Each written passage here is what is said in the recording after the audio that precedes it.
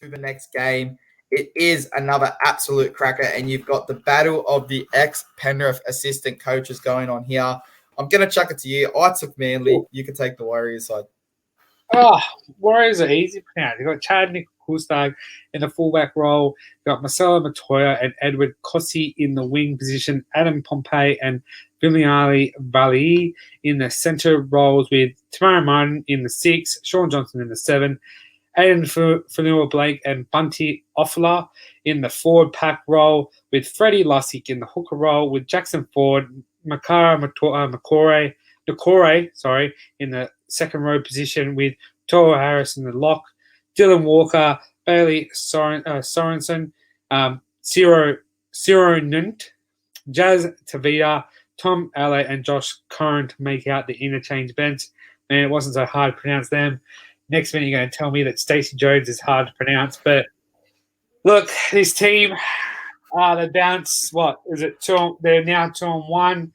You'd probably say that would be like maybe mid 2014. You'd probably say the Warriors would start the season 0-3, but they're looking impressive under Andrew Webster, the assistant coach, not the journalist for the Daily Telegraph. They're playing attractive football. They're not playing jungle football, as my father would allude to being a warrior. But they're just playing some really attractive football. They've brought back the culture of what a warrior means and should stand to be.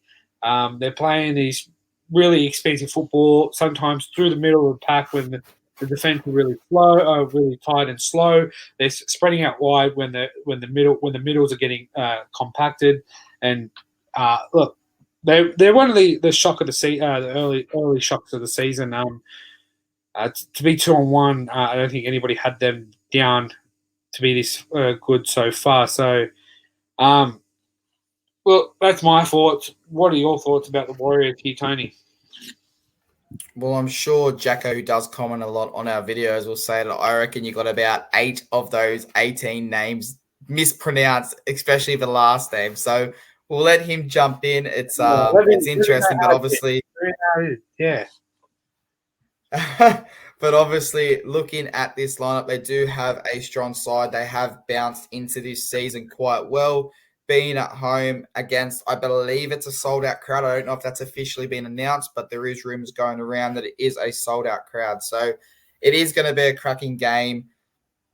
We did make the mistake last week. Well, I made the mistake last week where I did say Freddie Lussick could come into the half. So I did get that wrong. Jacko did correct us, so thank you for jumping in there, mate. But obviously, Lussick does get his chance in that hooker position. So I'm excited to see what he can do. And hopefully for him, for Big Freddie, he can obviously start to get constant game time in first grade. But let's throw it to their opponents. It's coached by another ex-assistant in Serrata of Penrith. But you've got Hayes Perham, Jacob Carraz, Jake Avarillo, Paul Alamotti, Josh Carr in the Fox, Matt Burden, Kyle Flanagan, Max Kinn, Reid Mahoney, Ryan Satin, Viliami Kika, Jacob Preston, Raymond Mariner, Jaden Ockenbaugh, Corey Waddell, Jaden Tanner, Fama-Anu Brown, and Braden Burns in the 18th man position. So it's a strong squad. Don't get me wrong. The Dogs looked really, really good last week for about 65 minutes. After that, they kind of crumbled. But in saying that, it looked like they crumbled due to fatigue, due to their sore bodies, and it was the Tigers. They don't have a forward pack that can hit like the Bulldogs. So, that can hit like the Warriors and have players coming off the bench and hit constantly off the bench. So, it's the same 17 that got the job done. Braden Burns in the 18th man. Josh Reynolds filled that role on Sunday. However, he has moved back off. Tavita Pengai's calf looks set to sideline him for at least another week or two. So, this is a lineup we'll see. This week, we'll probably see the same lineup next week. But what do you make of this squad? They had a good game last week for 60 minutes. They crumbled for 20 minutes. What do you make of this side? And then give me a prediction on this game in New Zealand. Yeah. They played, as you said, they played good for 60 minutes, but then took the foot off the throttle in the last 20 and sort of brought the Tigers back in the game with a close one. Could have won it at Belmore, but this would be interesting to see. from reports, Andrew Webster was sort of the attack running coach, and our man, the brain snaps. I just had his name, but the Bulldogs coach, Serrato, was the defense. Thank you there, Tony.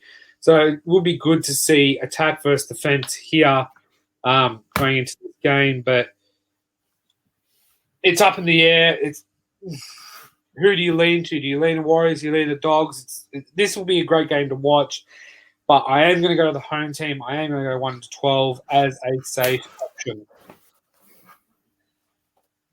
We might as well just give me the trophy now and save it that I've won for the round, because if we keep predicting the same things, well, you're not going to get any closer. But given it is in New Zealand, given their forwards, given their bench depth, I just think they're going to have way too much. I know, obviously, Wade Egan is out. He has played a massive role in that New Zealand side, but I just think Freddie Lussick is just going to come in and he's going to be an absolute animal. He's fighting for that position. He wants to prove that it should be me starting over Wade Egan, or it should be me in that 14th man on the bench. So I'm going to go to Warriors 1-12 purely based on, I think their forwards outmuscle the Bulldogs. I think their bench outmuscles the Bulldogs. And I think that home ground advantage, the crowd going crazy, everyone jumping on the back, like we've seen how powerful that can be for the Warriors. So I'm going to go to Warriors 1-12. We're going to be on the same thing with that. But let's move on.